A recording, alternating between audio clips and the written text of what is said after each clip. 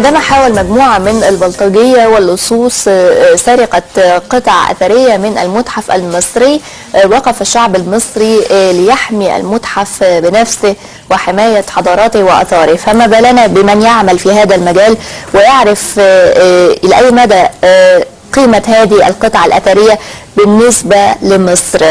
بالتأكيد من وقف وتصدى لهؤلاء اللصوص يستحق منا التحية، ويستحق منا أن نتوقف معه كثيرا لنتعرف على تفاصيل القصة الحقيقية لسرقة القطع الأثرية من المتحف المصري وإعادتها مرة أخرى. واحد من هؤلاء معنا الآن في صباح جديد، الأستاذ محمد عبد الرحمن، وهو مفتش آثار بوزارة الدولة لشؤون الآثار. صباح الخير يا أستاذ محمد. حضرتك بالتأكيد يعني بنتكلم عن شغلك وهو يتعدى كونه وظيفة، يعني ليها مهام وحقوق، لأن حقوقها تتعدى فكرة قيامك بمهام الوظيفة، لكن المهمة كانت أصعب بكتير عند التصدي لمحاولة سرقة قطع أثرية شديدة الأهمية بالنسبة لمصر. احكي لنا حضرتك الرواية من أولها. هو في البداية احنا عندي تولية الدكتور زاهي حواس منصب وزير الدولة لشؤون الآثار. كان الدكتور اللي هو مديري في العمل يعني اتولى على منصب المشرف على مكتب الوزير لشؤون الآثار الفنية والأثرية والفنية. فكان من المهام بتاعنا من العمل ان في ماسكين تقديمات الطلبات بتاعت الوظائف، يعني بجانب شغلنا الأثري كنا ماسكين ناحية إدارية اللي هي توظيف الخريجين من الآثار وتقديم. فأثناء ما كان الأيام اللي فاتت كان في مظاهرات والكلام دوت قدام المجلس علشان تقديم الآثار، فإحدى المتقدمين على الموضوع دوت كان زميل في الدراسة، فيعني اتفرقنا بسبب الحياة وكده وظروف العمل، واتصادف ان هو فوجئ ان انا بقيت مفتش آثار، اشتغلت في المجلس، وصلت مكانة كويسة فيها وكده. يعني انت كان نيتك تساعده في الحصول على وظيفة؟ الناس بتقدم الشغل عايزة كده. لكن انت عرضت عليه المساعدة بأي شكل من الأشكال؟ هو انا اتصلت بالزملاء، اتصلت باصحابي اللي هم كانوا ايام الجامعة، قلت اللي ما اشتغلش منهم قلت يجي يقدم، يعني هو الراجل اثري يعني اولى من اي حد.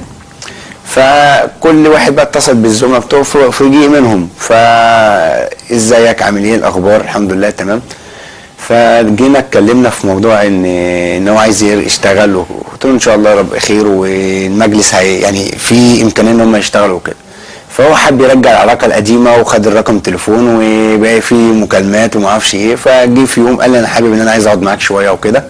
جينا اتكلمنا، قعدت معاه، فلقيته بيقول لي انا عايز اكلمك بحكم العشره القديمه او الزماله، يعني تحت اي مسمى بقى، ان هو عايزني في موضوع مهم وانا اللي هفيده فيه، وان الموضوع دوت ان شاء الله هيبقى بشرة خير ليا وليه يعني الناس اللي حوالينا كلها. نقدر نتنبأ طبعا ايه هو الموضوع فانا قلت له ايه يعني هتعمل ايه؟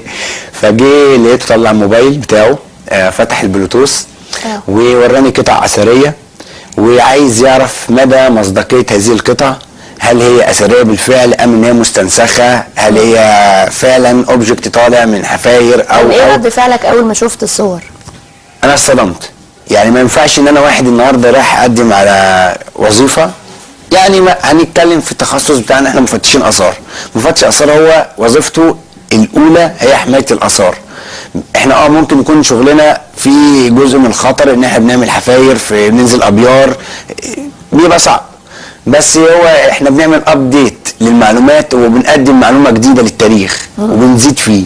فما ينفعش انا ابقى حامي او راعي لهذه يعني للمكانه دي او الوظيفه دي وابقى انا عديم الضمير، لان حمايتها يعني هو يتعدى زي ما انا قلت في البدايه يكون وظيفه لانها واجب وطني. هي واجب وطني، اصل اللي بيخش في مجال الاثار لازم يكون بيعشق الاثار او بيهواه.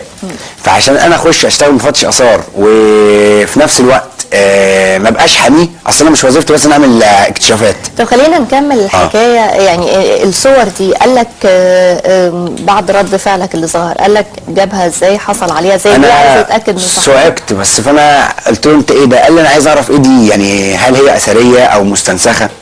فالاثار، فانا يعني احنا كاثريين بيبقى لينا نظره حتى من خلال الصور؟ لا مبدئيه.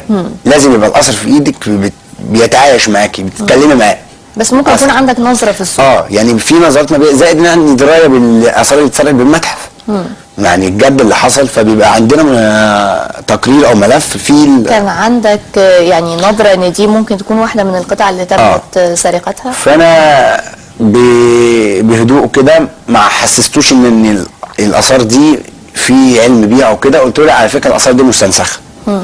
فهو صعق، ازاي مستنسخه؟ لا دي الاثار ديت حقيقيه. قلت له لا دي مستنسخه.